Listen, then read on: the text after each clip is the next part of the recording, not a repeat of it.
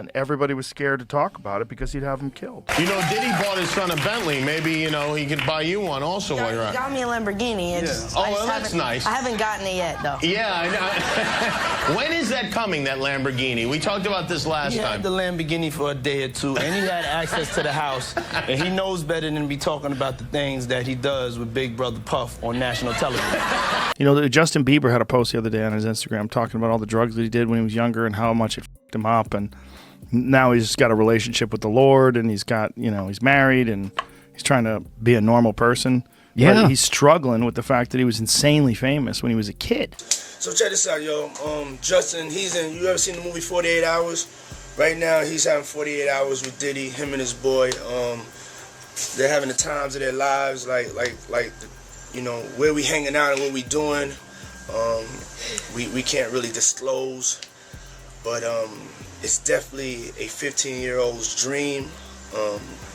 You know, I have been given custody of him. You know, he signed to Usher. I'm signed to Usher. I had legal guardianship of Usher when you know he did his first album. I did Usher's first album. I don't have legal guardianship of him, but for the next 48 hours, he's with me. So they wouldn't let him. Actually, someone made reference to the fact that Diddy trying to get at Bieber the way he was trying to get at Bieber was looking a little predatory. And then Usher came in and discovered it and managed him and got custody of him and promised to look after him. And then he sent him to the diddler. Does that sound like a good guy? It's horrible. Does that sound like a good guy? Now that we know what Diddy's really like, what kind of fucking asshole do you gotta be to take another boy, another talented boy, and put him in your place so it ain't gotta be you no more? Because that's what pedophiles do. They get victims, and then once they get to a certain age and they get too old for them to enjoy them, they send them out to go get other young kids.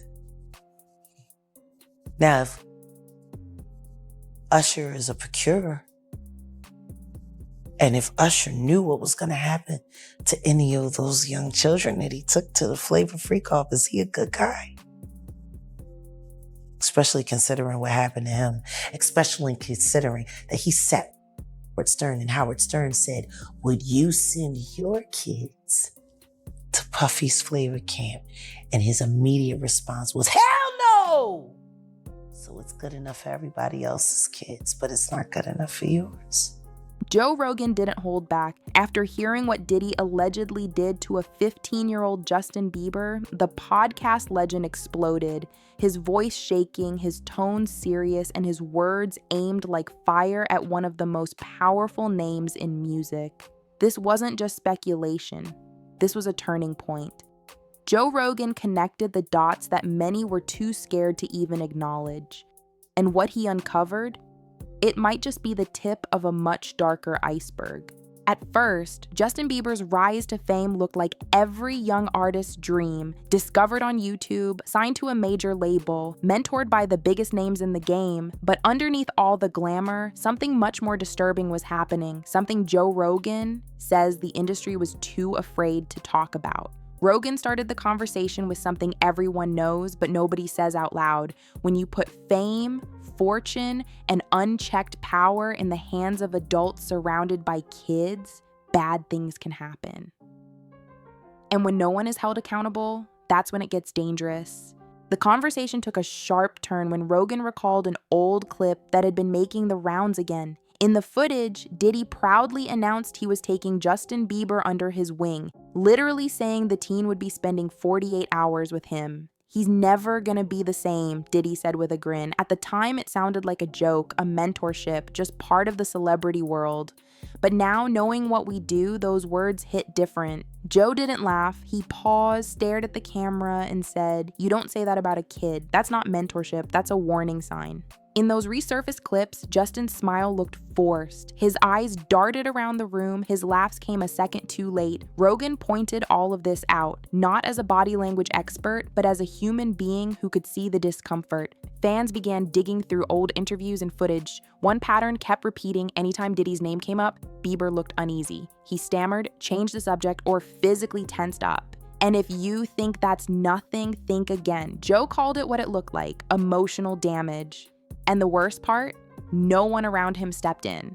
One of the most shocking revelations came when Rogan spoke about the alleged guardianship arrangement. According to reports, there was a time when Diddy had temporary guardianship over Justin Bieber.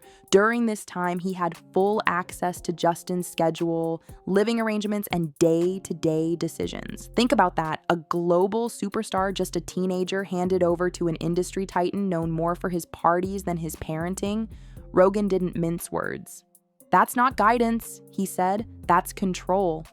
Joe then turned his focus to the people who were supposed to be protecting Justin, his management, his mentors, and even other celebrities. He called out Scooter Braun, he called out Usher, and he called out the entire machine that stood by while a young artist was pulled into a world he didn't understand. They all smiled and posed for pictures, Rogan said, but when the cameras were off, they looked the other way. Joe demanded accountability. Where was Usher when Diddy took Justin for that infamous mentorship weekend? Where was Scooter when Justin started showing signs of burnout, confusion, and instability?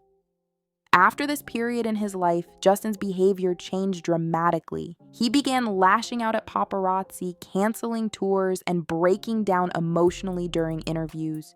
Joe Rogan connected the timeline. He said these weren't random outbursts, they were cries for help. Rogan played clips from Justin's interviews over the years, subtle confessions, cryptic song lyrics, and emotional admissions that hinted at a past he couldn't fully talk about. One quote stuck out, "There are nights I can't sleep because of things I saw." "You don't say that," Joe whispered, "unless you've seen something you're not supposed to." After Rogan's episode aired, social media exploded. The hashtag #SpeakYourTruth. Justin began trending. Fans, journalists, and even former insiders began to speak up. Some confirmed that Diddy had too much access. Others said they witnessed things that didn't sit right. Rogan didn't claim to have all the answers, but he did have one thing: the courage to ask the questions everyone else was too afraid to say out loud. At the end of the episode, Rogan left viewers with a chilling message. "You thought this would stay buried," he said. "You thought you could hide behind lawyers and music contracts, but the truth has a way of coming back." He promised to keep digging, to bring on guests who would tell the truth, to shine a light in places others have kept dark for years. This isn't just about Justin Bieber. This is about a pattern in the industry where powerful people take advantage of their status and the victims are too afraid or too broken to speak out. Joe Rogan has started a conversation that cannot be ignored anymore, and now the world is watching.